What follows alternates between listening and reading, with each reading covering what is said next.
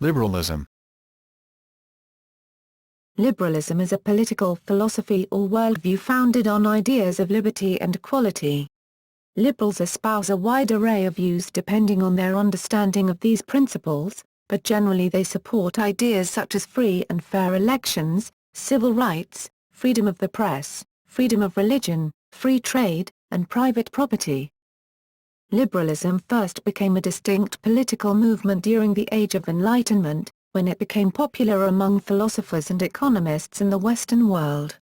Liberalism rejected the notions, common at the time, of hereditary privilege, state religion, absolute monarchy, and the divine right of kings. The 17th-century philosopher John Locke is often credited with founding liberalism as a distinct philosophical tradition. Locke argued that each man has a natural right to life, liberty and property, and according to the social contract, governments must not violate these rights. Liberals opposed traditional conservatism and sought to replace absolutism in government with representative democracy and the rule of law. The revolutionaries of the Glorious Revolution, American Revolution, segments of the French Revolution, and other liberal revolutionaries from that time used liberal philosophy to justify the armed overthrow of what they saw as tyrannical rule. The 19th century saw liberal governments established in nations across Europe, Spanish America, and North America. In this period, the dominant ideological opponent of liberalism was classical conservatism. During the 20th century, liberal ideas spread even further, as liberal democracies found themselves on the winning side in both world wars. Liberalism also survived major ideological challenges from new opponents, such as fascism and communism. In Europe and North America, there was also the rise of social liberalism, which is related with social democracy in Europe. The meaning of the word liberalism began to diverge in different parts of the world. According to the Encyclopaedia Britannica, in the United States, liberalism is associated with the welfare state policies of the New Deal program of the Democratic administration of President Franklin D. Roosevelt, whereas in Europe it is more commonly associated with a commitment to limited government and laissez-faire economic policies. Consequently, in the U.S., the ideas of individualism and laissez-faire economics previously associated with classical liberalism, became the basis for the emerging school of right-wing libertarian thought. Today, liberal political parties remain a political force with varying degrees of power and influence on many countries. See liberalism by country. Etymology and definition. Words such as liberal, liberty, libertarian, and libertine all trace their history to the Latin liber, which means free. One of the first recorded instances of the word liberal occurs in 1375, when it was used to describe the liberal arts in the context of an education desirable for a free-born man. The word's early connection with the classical education of a medieval university soon gave way to a proliferation of different denotations and connotations. Liberal could refer to free and bestowing as early as 1387, made without stint in 1433, freely permitted in 1530, and free from restraint, often as a pejorative remark, in the 16th and the 17th centuries. In 16th-century England, liberal could have positive or negative attributes in referring to someone's generosity or indiscretion. In Much Ado About Nothing, Shakespeare wrote of a liberal villain, who hath confessed his vile encounters. With the rise of the Enlightenment, the word acquired decisively more positive undertones, being defined as free from narrow prejudice in 1781 and free from bigotry in 1823. In 1815, the first use of the word liberalism appeared in English. By the middle of the 19th century, liberal started to be used as a politicized term for parties and movements all over the world. History. Beginnings. Isolated strands of liberal thought that had existed in Western philosophy since the ancient Greeks, began to coalesce at the time of the English Civil War. Disputes between the Parliament and King Charles I over political supremacy sparked a massive civil war in the 1640s, which culminated in Charles' execution and the establishment of a republic. In particular, the Levellers, a radical political movement of the period, published their Manifesto Agreement of the People, which advocated popular sovereignty, an extended voting suffrage, religious tolerance and equality before the law. Many of the liberal concepts of Locke were foreshadowed in the radical ideas that were freely aired at the time. Algernon Sidney was second only to John Locke in his influence on liberal political thought in 18th-century Britain. He believed that absolute monarchy was a great political evil, and his major work, Discourses Concerning Government, argued that the subjects of the monarch were entitled by right to share in the government through advice and counsel. These ideas were first drawn together and systematized as a distinct ideology, by the English philosopher John Locke, generally regarded as the father of modern liberalism. Locke developed the then radical notion that government acquires consent from the governed, which has to be constantly present for the government to remain legitimate. His influential two treatises, 1690, the foundational text of liberal ideology, outlined his major ideas. His insistence that lawful government did not have a supernatural basis was a sharp break with then dominant theories of governance. Locke also defined the concept of the separation of church and state. Based on the social contract principle, Locke argued that there was a natural right to the liberty of conscience, which he argued must therefore remain protected from any government authority.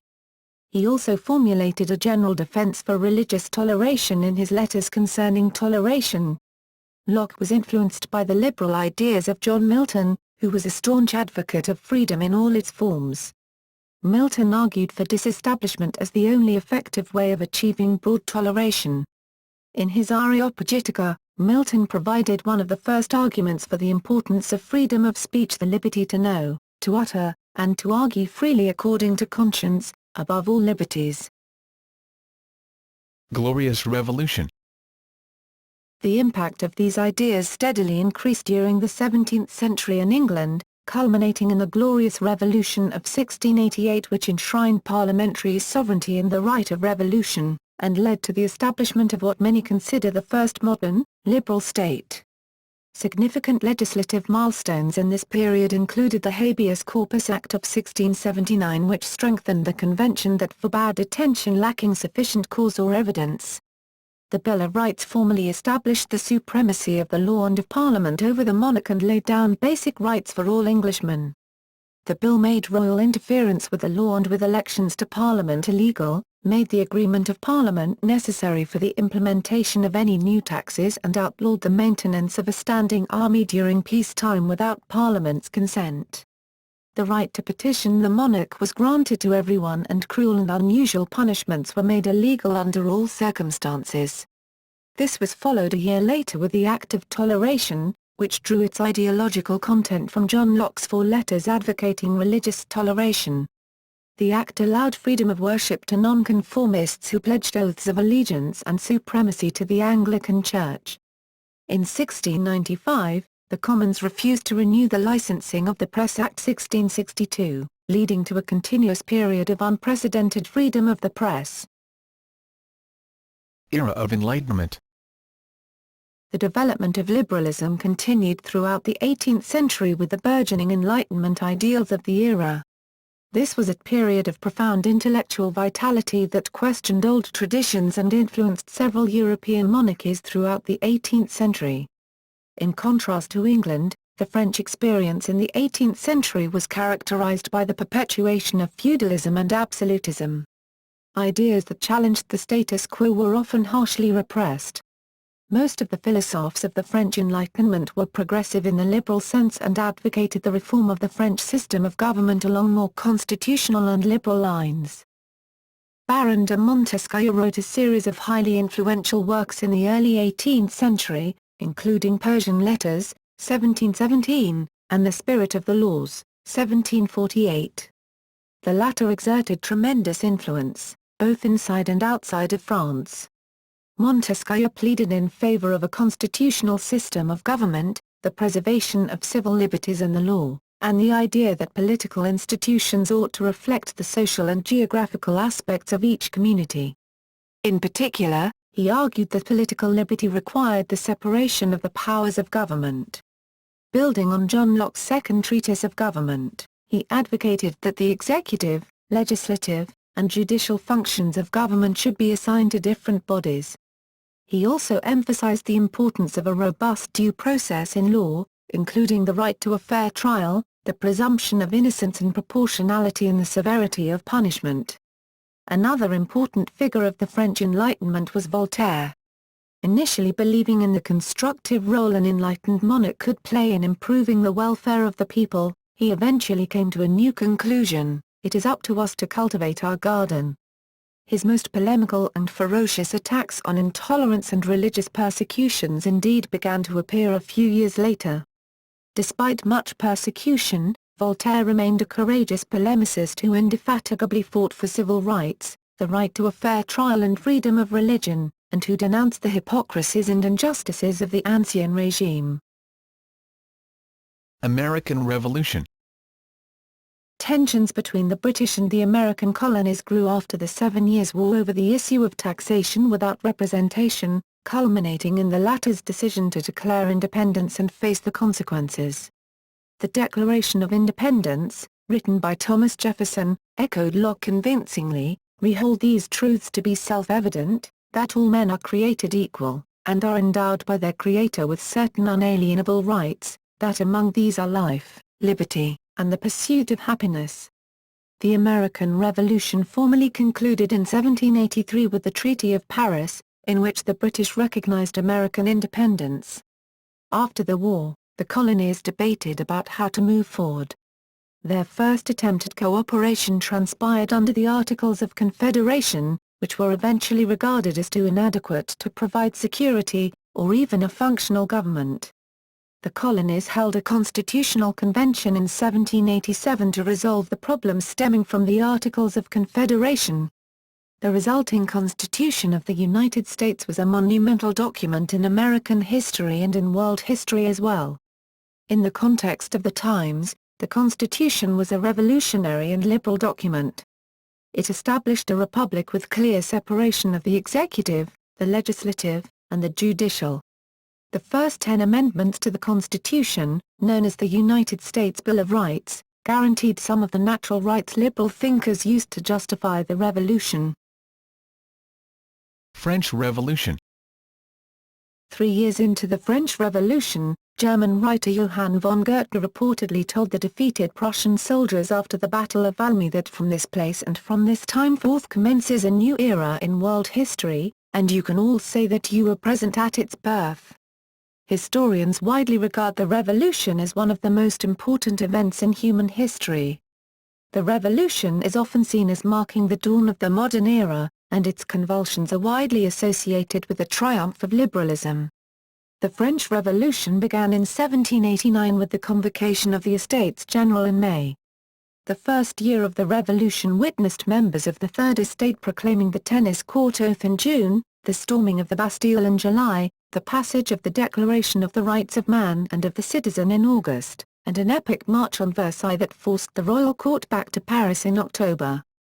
The rise of Napoleon in 1799 heralded a reverse of many of the revolutionary gains, as the ex-army general restored much of the Ancien regime and assumed dictatorial powers.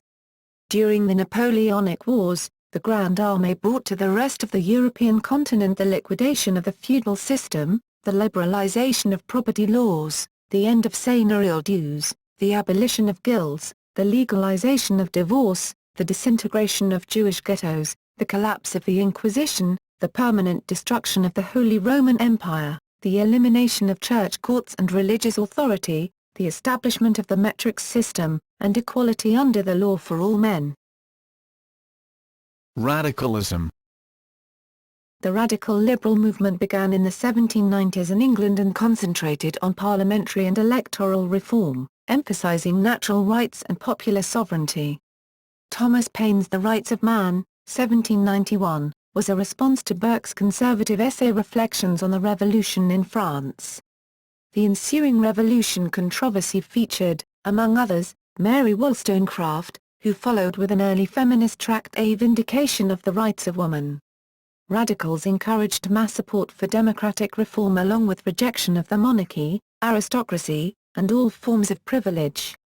The Reform Act 1832 was put through with the support of public outcry, mass meetings of political unions, and riots in some cities.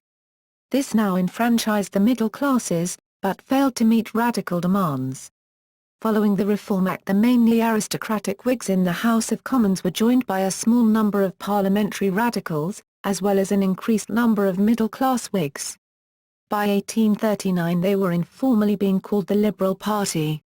The Liberals produced one of the greatest British Prime Ministers, William Gladstone, who was also known as the Grand Old Man and was the towering political figure of liberalism in the 19th century. Under Gladstone, the Liberals reformed education, disestablished the Church of Ireland, and introduced the secret ballot for local and parliamentary elections. Liberal economic theory. The development into maturity of classical liberalism took place before and after the French Revolution in Britain, and was based on the following core concepts: classical economics, free trade, laissez-faire government with minimal intervention and taxation and a balanced budget. Classical liberals were committed to individualism, liberty and equal rights. The primary intellectual influences on 19th-century liberal trends were those of Adam Smith and the classical economists, and Jeremy Bentham and John Stuart Mill. Adam Smith's The Wealth of Nations, published in 1776, was to provide most of the ideas of economics, at least until the publication of J. S. Mill's Principles in 1848. Smith addressed the motivation for economic activity, the causes of prices and the distribution of wealth, and the policies the state should follow in order to maximize wealth. Smith wrote that as long as supply, demand, prices, and competition were left free of government regulation, the pursuit of material self-interest, rather than altruism, would maximize the wealth of a society through profit-driven production of goods and services. An invisible hand directed individuals and firms to work toward the nation's good as an unintended consequence of efforts to maximize their own gain. This provided a moral justification for the accumulation of wealth, which had previously been viewed by some as sinful. His main emphasis was on the benefit of free internal and international trade, which he thought could increase wealth through specialization in production. He also opposed restrictive trade preferences, state grants of monopolies, and employers' organizations and trade unions. Government should be limited to defense, public works and the administration of justice, financed by taxes based on income. Utilitarianism provided the political justification for the implementation of economic liberalism by British governments, which was to dominate economic policy from the 1830s. Although utilitarianism prompted legislative and administrative reform and John Stuart Mill's later writings on the subject foreshadowed the welfare state, it was mainly used as a justification for laissez-faire. The central concept of utilitarianism, which was developed by Jeremy Bentham, was that public policy should seek to provide the greatest happiness of the greatest number. While this could be interpreted as a justification for state action to reduce poverty, it was used by classical liberals to justify inaction with the argument that the net benefit to all individuals would be higher. His philosophy proved to be extremely influential on government policy and led to increased Benthamite attempts at government social control, including Robert Peel's Metropolitan Police, prison reforms, the workhouses and asylums for the mentally ill. The repeal of the Corn Laws in 1846 was a watershed moment and encapsulated the triumph of free trade and liberal economics. The Anti-Corn Law League brought together a coalition of liberal and radical groups in support of free trade under the leadership of Richard Cobden and John Bright, who opposed militarism and public expenditure. Their policies of low public expenditure and low taxation were later adopted by the Liberal Chancellor of the Exchequer and later Prime Minister, William Ewart Gladstone. Although classical liberals aspired to a minimum of state activity, they eventually accepted the principle of government intervention in the economy from the early 19th century with the passage of the Factory Acts. Spread of liberalism. Abolitionist and suffrage movements spread, along with representative and democratic ideals. France established an enduring republic in the 1870s, and a vicious war in the United States ensured the integrity of the nation and the abolition of slavery in the South. Meanwhile, a mixture of liberal and nationalist sentiment in Italy and Germany brought about the unification of the two countries in the late 19th century. Liberal agitation in Latin America led to independence from the imperial power of Spain and Portugal. In France, the July Revolution of 1830, orchestrated by liberal politicians and journalists, removed the Bourbon monarchy and inspired similar uprisings elsewhere in Europe. Frustration with the pace of political progress in the early 19th century sparked even more gigantic revolutions in 1848. Revolutions spread throughout the Austrian Empire, the German states, and the Italian states. Governments fell rapidly. Liberal nationalists demanded written constitutions, representative assemblies, greater suffrage rights, and freedom of the press. A second republic was proclaimed in France. Serfdom was abolished in Prussia, Galicia, Bohemia, and Hungary. The supposedly indomitable Metternich, the Austrian builder of the reigning conservative order, shocked Europe when he resigned and fled to Britain in panic and disguise. Eventually, however, the success of the revolutionaries petered out. Without French help, the Italians were easily defeated by the Austrians. With some luck and skill, Austria also managed to contain the bubbling nationalist sentiments in Germany and Hungary, helped along by the failure of the Frankfurt Assembly to unify the German states into a single nation. 2 decades later, however, the Italians and the Germans realized their dreams for unification and independence. The Sardinian Prime Minister, Camillo di Cavour, was a shrewd liberal who understood that the only effective way for the Italians to gain independence was if the French were on their side. Napoleon III agreed to Cavour's request for assistance and France defeated Austria in the Franco-Austrian War of 1859, setting the stage for Italian independence. German unification transpired under the leadership of Otto von Bismarck, who decimated the enemies of Prussia in war after war, finally triumphing against France in 1871 and proclaiming the German Empire in the Hall of Mirrors at Versailles, ending another saga in the drive for nationalization. The French proclaimed a Third Republic after their loss in the war. Social liberalism. By the end of the 19th century, the principles of classical liberalism were being increasingly challenged by downturns in economic growth, a growing perception of the evils of poverty, unemployment and relative deprivation present within modern industrial cities, and the agitation of organized labor. The ideal of the self-made individual, who through hard work and talent could make his or her place in the world, seemed increasingly implausible.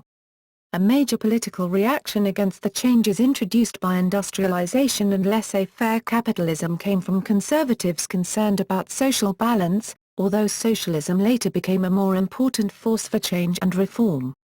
Some Victorian writers, including Charles Dickens, Thomas Carlyle, and Matthew Arnold, became early influential critics of social injustice. John Stuart Mill contributed enormously to liberal thought by combining elements of classical liberalism with what eventually became known as the New Liberalism. Mill's 1859 On Liberty addressed the nature and limits of the power that can be legitimately exercised by society over the individual. He gave an impassioned defense of free speech, arguing that free discourse is a necessary condition for intellectual and social progress. Mill defined social liberty as protection from the tyranny of political rulers. He introduced a number of different concepts of the form tyranny can take, referred to as social tyranny, and tyranny of the majority respectively. Social liberty meant limits on the ruler's power through obtaining recognition of political liberties or rights and by the establishment of a system of constitutional checks. However, although Mill's initial economic philosophy supported free markets and argued that progressive taxation penalized those who worked harder, he later altered his views toward a more socialist bent, adding chapters to his Principles of Political Economy in defense of a socialist outlook, and defending some socialist causes, including the radical proposal that the whole wage system be abolished in favor of a cooperative wage system. Another early liberal convert to greater government intervention was Thomas Hill Green. He believed that the state should foster and protect the social, political and economic environments in which individuals will have the best chance of acting according to their consciences. The state should intervene only where there is a clear, proven and strong tendency of a liberty to enslave the individual. Green regarded the national state as legitimate only to the extent that it upholds a system of rights and obligations that is most likely to foster individual self-realization. This strand began to coalesce into the social liberalism movement at the turn of the 20th century in Britain. The New Liberals, which included intellectuals like L.T. Hobhouse and John A. Hobson, saw individual liberty as something achievable only under favorable social and economic circumstances.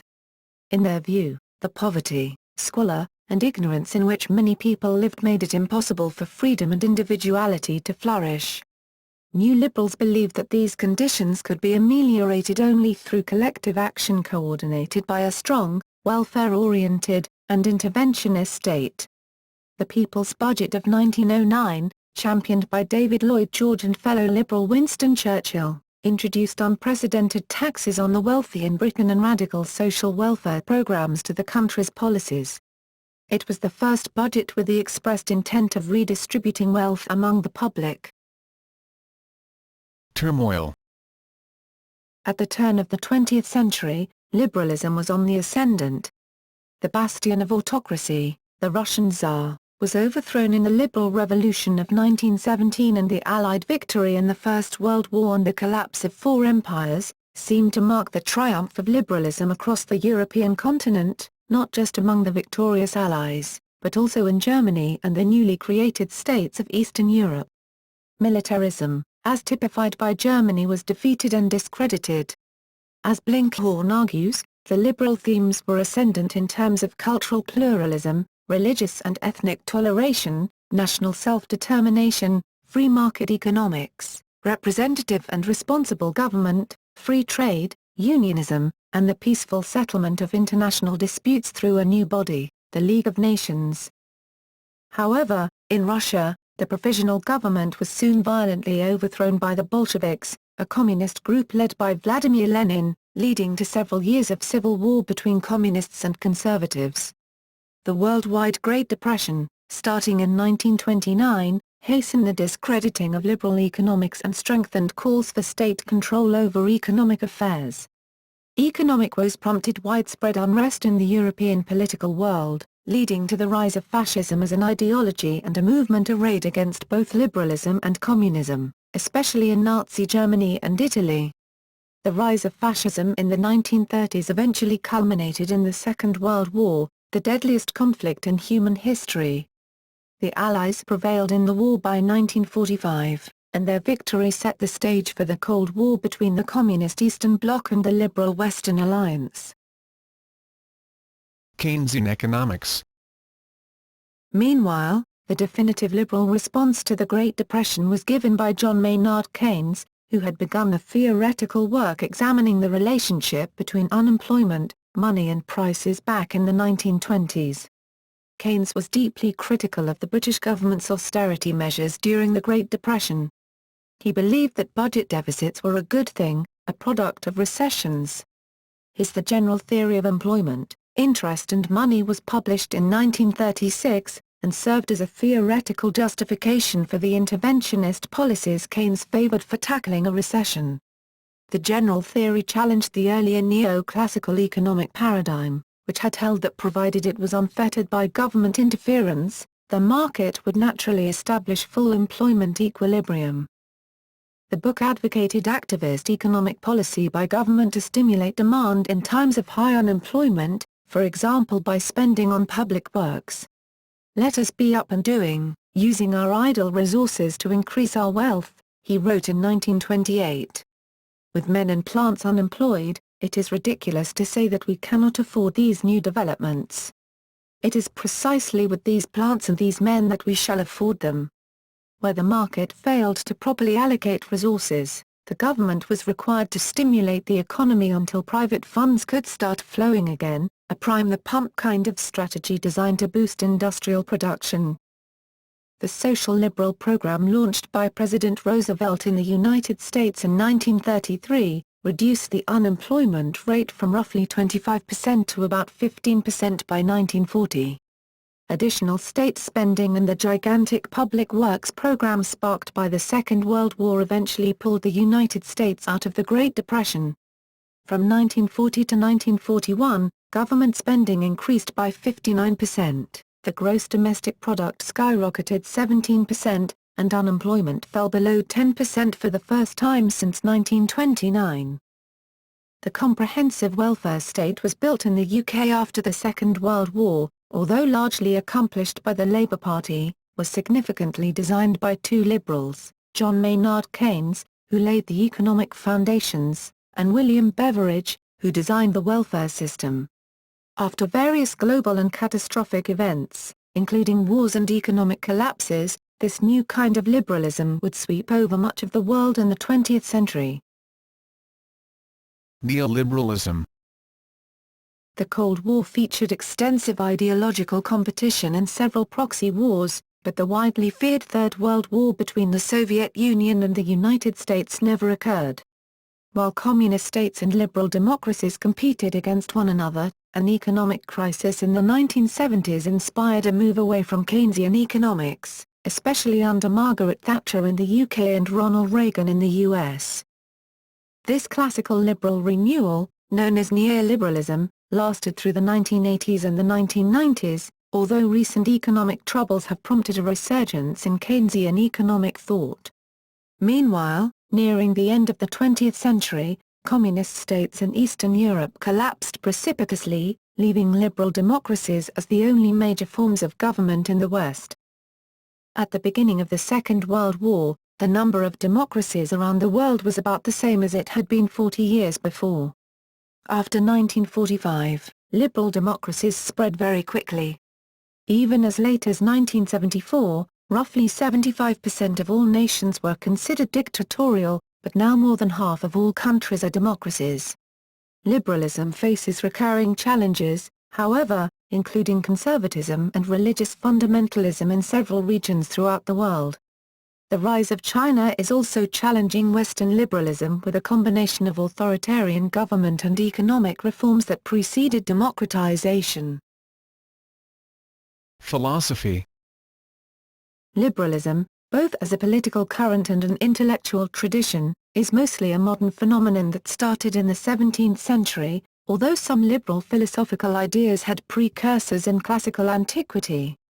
The Roman Emperor Marcus Aurelius praised the idea of a polity administered with regard to equal rights and equal freedom of speech, and the idea of a kingly government which respects most of all the freedom of the governed. Scholars have also recognized a number of principles familiar to contemporary liberals in the works of several sophists and in the funeral oration by Pericles. Liberal philosophy symbolizes an extensive intellectual tradition that has examined and popularized some of the most important and controversial principles of the modern world. Its immense scholarly and academic output has been characterized as containing richness and diversity, but that diversity often has meant that liberalism comes in different formulations and presents a challenge to anyone looking for a clear definition. Major themes. Though all liberal doctrines possess a common heritage, scholars frequently assume that those doctrines contain separate and often contradictory streams of thought. The objectives of liberal theorists and philosophers have differed across various times, cultures, and continents. The diversity of liberalism can be gleaned from the numerous adjectives that liberal thinkers and movements have attached to the very term liberalism, including classical, egalitarian, economic, social, welfare state, ethical, humanist, deontological, perfectionist, democratic, and institutional, to name a few. Despite these variations, liberal thought does exhibit a few definite and fundamental conceptions. At its very root, liberalism is a philosophy about the meaning of humanity and society. Political philosopher John Gray identified the common strands in liberal thought as being individualist, egalitarian, meliorist, and universalist. The individualist element avers the ethical primacy of the human being against the pressures of social collectivism, the egalitarian element assigns the same moral worth and status to all individuals, the meliorist element asserts that successive generations can improve their socio-political arrangements, and the universalist element affirms the moral unity of the human species and marginalizes local cultural differences. The meliorist element has been the subject of much controversy, defended by thinkers such as Immanuel Kant, who believed in human progress, while suffering from attacks by thinkers such as Rousseau, who believed that human attempts to improve themselves through social cooperation would fail. Describing the liberal temperament, Gray claimed that it has been inspired by skepticism and by a fideistic certainty of divine revelation. It has exalted the power of reason even as, in other contexts, it has sought to humble reason's claims. The liberal philosophical tradition has searched for validation and justification through several intellectual projects. The moral and political suppositions of liberalism have been based on traditions such as natural rights and utilitarian theory, although sometimes liberals even requested support from scientific and religious circles. Through all these strands and traditions, scholars have identified the following major common facets of liberal thought: believing in equality and individual liberty, supporting private property and individual rights, supporting the idea of limited constitutional government, and recognizing the importance of related values such as pluralism, toleration, autonomy, bodily integrity and consent. Classical and modern. Enlightenment philosophers are given credit for shaping liberal ideas.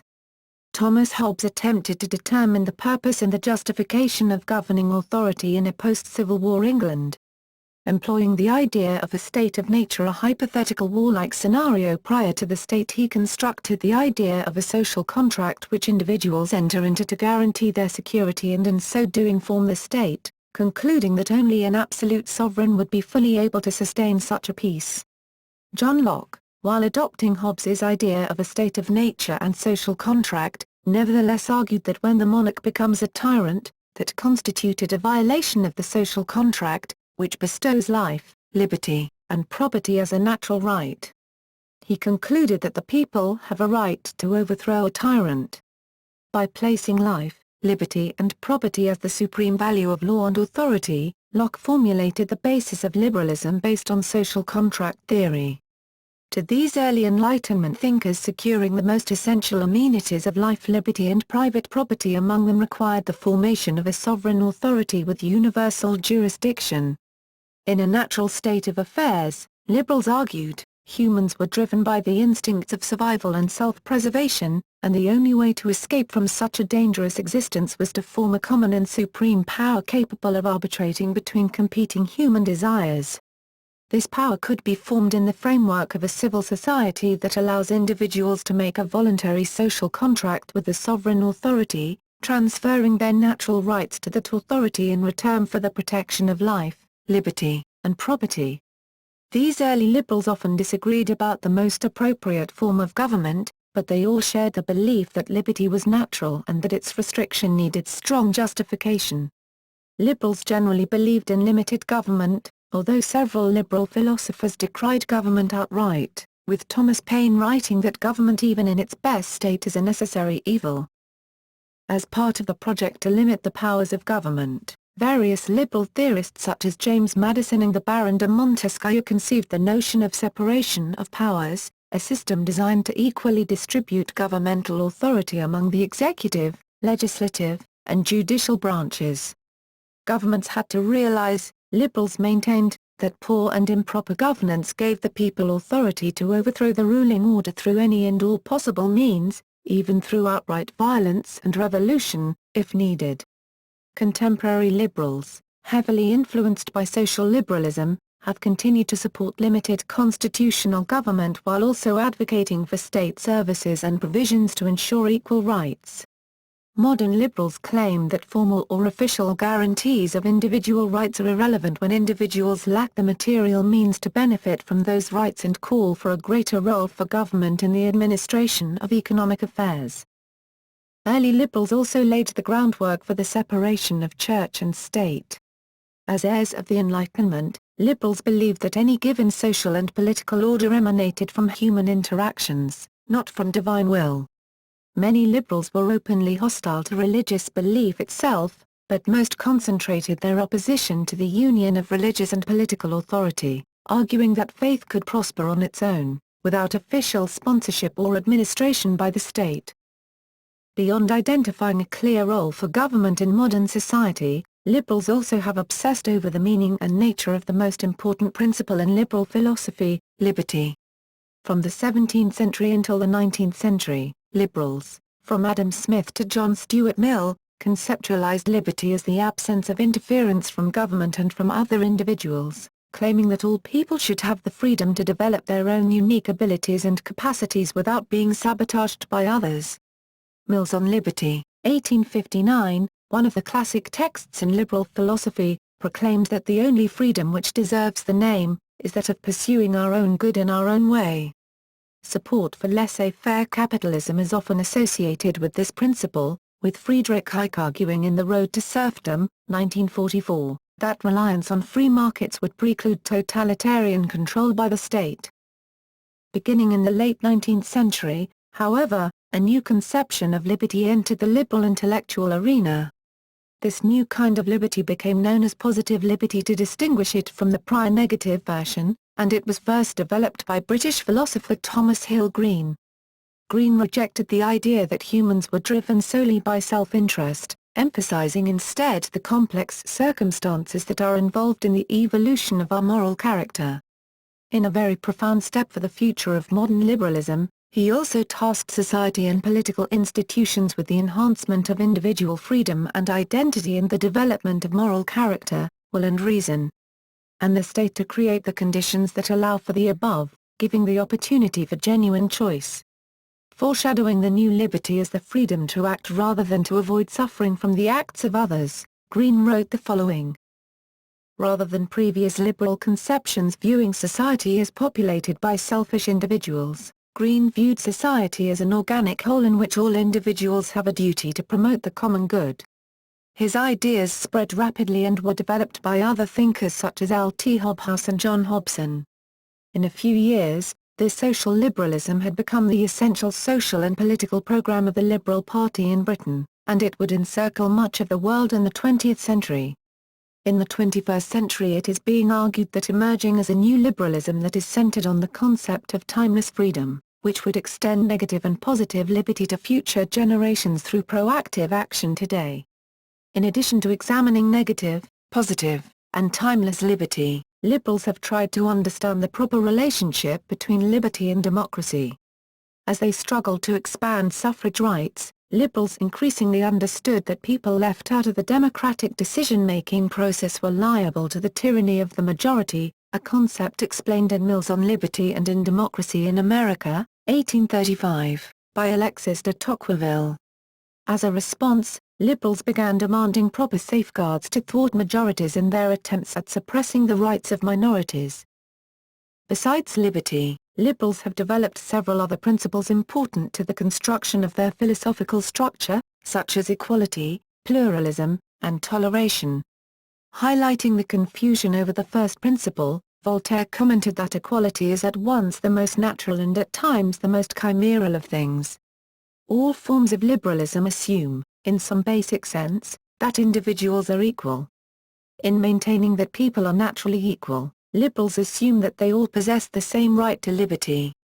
In other words, no one is inherently entitled to enjoy the benefits of liberal society more than anyone else, and all people are equal subjects before the law.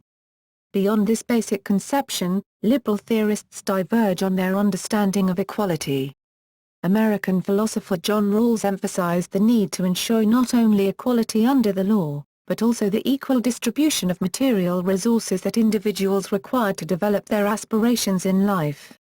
Libertarian thinker Robert Nozick disagreed with Rawls, championing the former version of Lockean equality instead. To contribute to the development of liberty, liberals also have promoted concepts like pluralism and toleration. By pluralism, liberals refer to the proliferation of opinions and beliefs that characterize a stable social order. Unlike many of their competitors and predecessors, liberals do not seek conformity and homogeneity in the way that people think. In fact, their efforts have been geared towards establishing a governing framework that harmonizes and minimizes conflicting views, but still allows those views to exist and flourish. For liberal philosophy, pluralism leads easily to toleration. Since individuals will hold diverging viewpoints, liberals argue, they ought to uphold and respect the right of one another to disagree. From the liberal perspective, toleration was initially connected to religious toleration, with Spinoza condemning the stupidity of religious persecution and ideological wars. Toleration also played a central role in the ideas of Kant and John Stuart Mill. Both thinkers believed that society will contain different conceptions of a good ethical life and that people should be allowed to make their own choices without interference from the state or other individuals. Criticism and support. Liberalism has drawn both criticism and support in its history from various ideological groups. For example, some scholars suggest that liberalism gave rise to feminism, although others maintain that liberal democracy is inadequate for the realization of feminist objectives. Liberal feminism, the dominant tradition in feminist history, hopes to eradicate all barriers to gender equality, claiming that the continued existence of such barriers eviscerates the individual rights and freedoms ostensibly guaranteed by a liberal social order.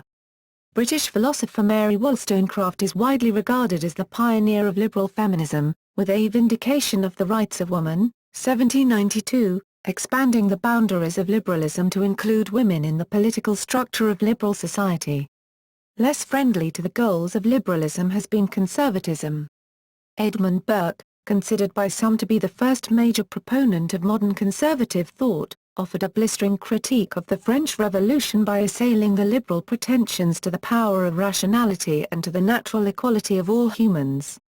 Conservatives have also attacked what they perceive to be the reckless liberal pursuit of progress and material gains, arguing that such preoccupations undermine traditional social values rooted in community and continuity.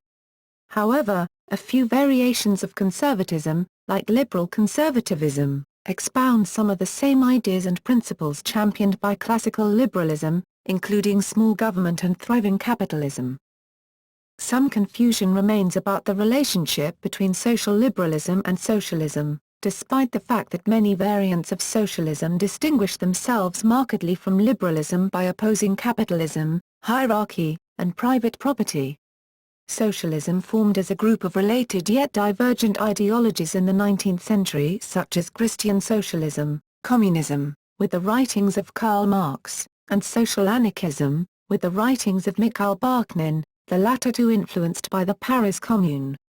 These ideologies, as with liberalism and conservatism, fractured into several major and minor movements in the following decades. Marx rejected the foundational aspects of liberal theory, hoping to destroy both the state and the liberal distinction between society and the individual while fusing the two into a collective whole designed to overthrow the developing capitalist order of the 19th century. Today, socialist parties and ideas remain a political force with varying degrees of power and influence in all continents, leading national governments in many countries. Liberal socialism is a socialist political philosophy that includes liberal principles within it. Liberal socialism does not have the goal of abolishing capitalism with a socialist economy. Instead, it supports a mixed economy that includes both public and private property in capital goods. Principles that can be described as liberal socialist have been based upon or developed by the following philosophers: John Stuart Mill, Edward Bernstein, John Dewey, Carlo Roselli, Norberto Bobbio and Chantal Mouffe. Other important liberal socialist figures include Guido Calogero, Piero Gabetti, Leonard Trelawney Hobhouse, and R. H. Tawney. Liberal socialism has been particularly prominent in British and Italian politics. Social democracy, an ideology advocating progressive modification of capitalism, emerged in the 20th century and was influenced by socialism. Yet unlike socialism, it was not collectivist nor anti-capitalist.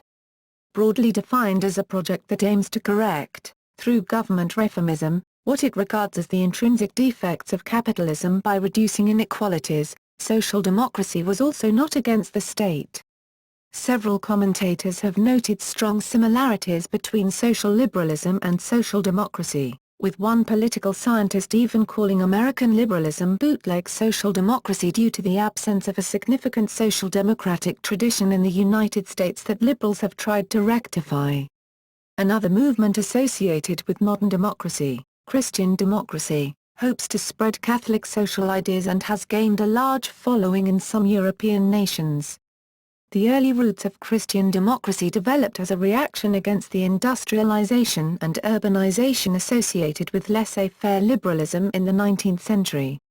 Despite these complex relationships, some scholars have argued that liberalism actually rejects ideological thinking altogether, largely because such thinking could lead to unrealistic expectations for human society.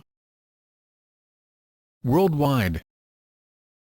Liberalism is frequently cited as the dominant ideology of modern times. Politically, liberals have organized extensively throughout the world. Liberal parties, think tanks, and other institutions are common in many nations, although they advocate for different causes based on their ideological orientation. Liberal parties can be center-left, centrist, or center-right depending on their location. They can further be divided based on their adherence to social liberalism or classical liberalism, although all liberal parties and individuals share basic similarities, including the support for civil rights and democratic institutions. On a global level, liberals are united in the Liberal International, which contains over 100 influential liberal parties and organizations from across the ideological spectrum. Some parties in the LI are among the most famous in the world, such as the Liberal Party of Canada, while others are among the smallest, such as the Gibraltar Liberal Party. Regionally, liberals are organized through various institutions depending on the prevailing geopolitical context. The European Liberal Democrat and Reform Party, for example, represents the interests of liberals in Europe, while the Alliance of Liberals and Democrats for Europe is the predominant liberal group in the European Parliament. Europe. In Europe, liberalism has a long tradition dating back to 17th century. Scholars often split those traditions into English and French versions, with the former version of liberalism emphasizing the expansion of democratic values and constitutional reform and the latter rejecting authoritarian political and economic structures, as well as being involved with nation building. The continental French version was deeply divided between moderates and progressives, with the moderates tending to elitism and the progressives supporting the universalization of fundamental institutions, such as universal suffrage, universal education, and the expansion of property rights. Over time, the moderates displaced the progressives as the main guardians of continental European liberalism. A prominent example of these divisions is the German Free Democratic Party, which was historically divided between national liberal and social liberal factions. Before World War I, liberal parties dominated the European political scene, but they were gradually displaced by socialists and social democrats in the early 20th century. The fortunes of liberal parties since World War II have been mixed, with some gaining strength while others suffered from continuous declines. The fall of the Soviet Union and the breakup of Yugoslavia at the end of the 20th century, however, allowed the formation of many liberal parties throughout Eastern Europe. These parties developed varying ideological characters. Some, such as the Slovenian Liberal Democrats or the Lithuanian Social Liberals, have been characterized as center-left. Others, such as the Romanian National Liberal Party, have been classified as center-right. In Western Europe, some liberal parties have undergone renewal and transformation, coming back to the political limelight after historic disappointments. One of the most notable examples features the Liberal Democrats in Britain. The Liberal Democrats are the heirs of the once mighty Liberal Party, which suffered a huge erosion of support to the Labour Party in the early 20th century. After nearly vanishing from the British political scene altogether, the Liberals eventually united with the Social Democratic Party, a Labour splinter group, in 1988 to form the current Liberal Democrats, a social liberal party. The Liberal Democrats earned significant popular support in the general election of 2005 and in local council elections, marking the first time in decades that a British party with a liberal ideology has achieved such electoral success. Following the general election of 2010, the Liberal Democrats formed a coalition government with the Conservatives, resulting in party leader Nick Clegg becoming the Deputy Prime Minister of the United Kingdom and many other members becoming ministers. Both in Britain and elsewhere in Western Europe, liberal parties have often cooperated with socialist and social democratic parties, as evidenced by the Purple Coalition in the Netherlands during the late 1990s and into the 21st century. The Purple Coalition, one of the most consequential in Dutch history, brought together the progressive left Liberal D66, the market liberal and centre-right VVD, and the Social Democratic Labour Party, an unusual combination that ultimately legalised same-sex marriage, euthanasia, and prostitution while also instituting a non-enforcement policy on marijuana. Americas. In North America, unlike in Europe, the word liberalism almost exclusively refers to social liberalism in contemporary politics. The dominant Canadian and American parties, the Liberal Party and the Democratic Party, are frequently identified as being modern liberal or centre-left organizations in the academic literature. In Canada, the long-dominant Liberal Party, colloquially known as the Grits, ruled the country for nearly 70 years during the 20th century.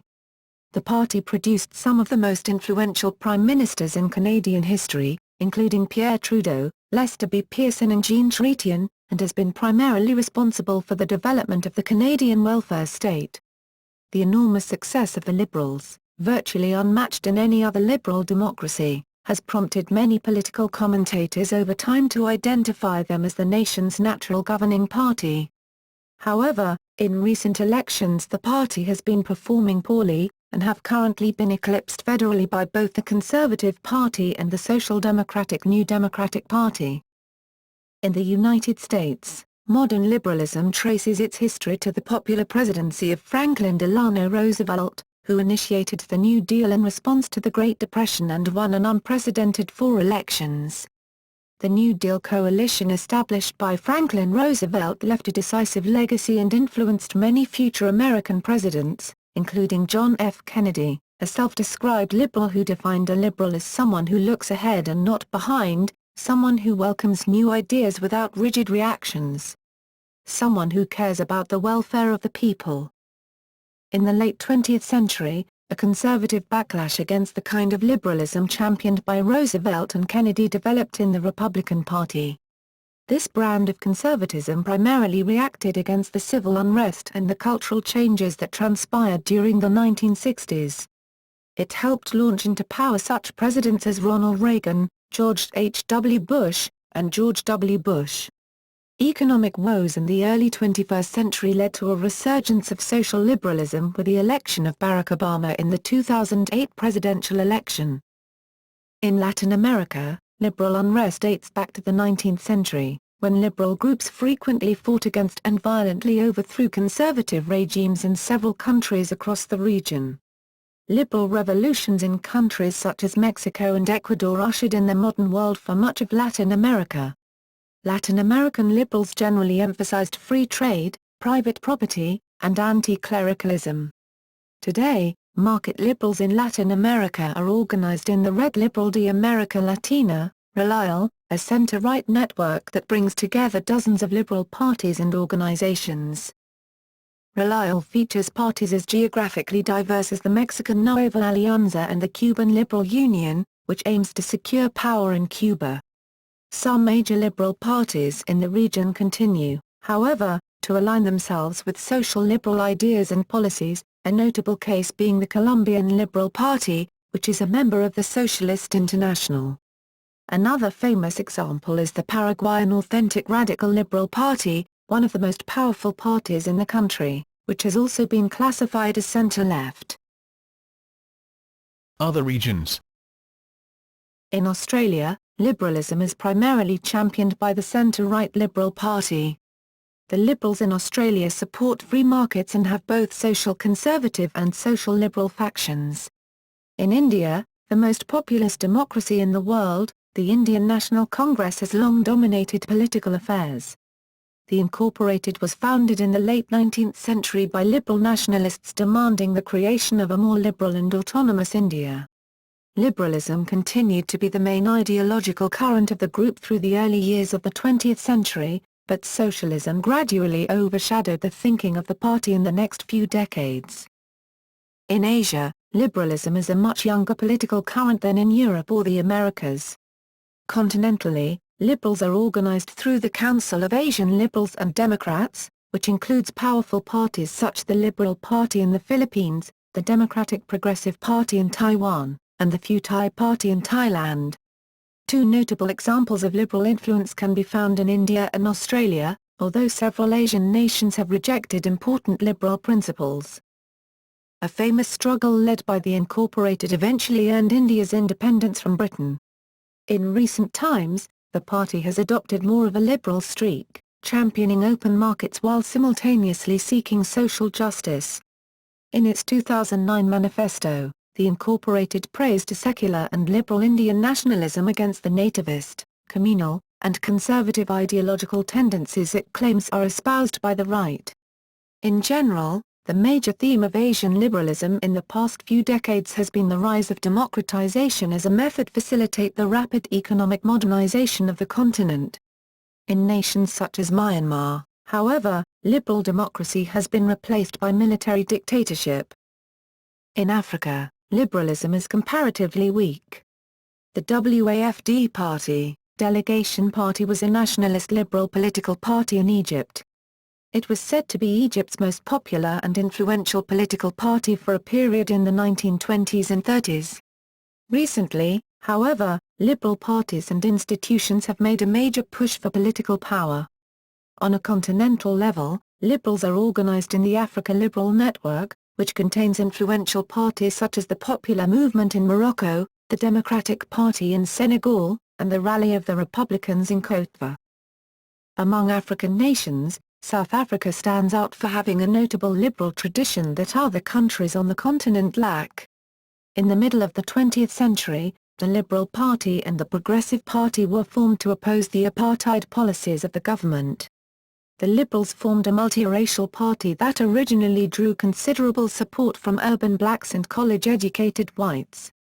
It also gained supporters from the westernized sectors of the peasantry, and its public meetings were heavily attended by blacks.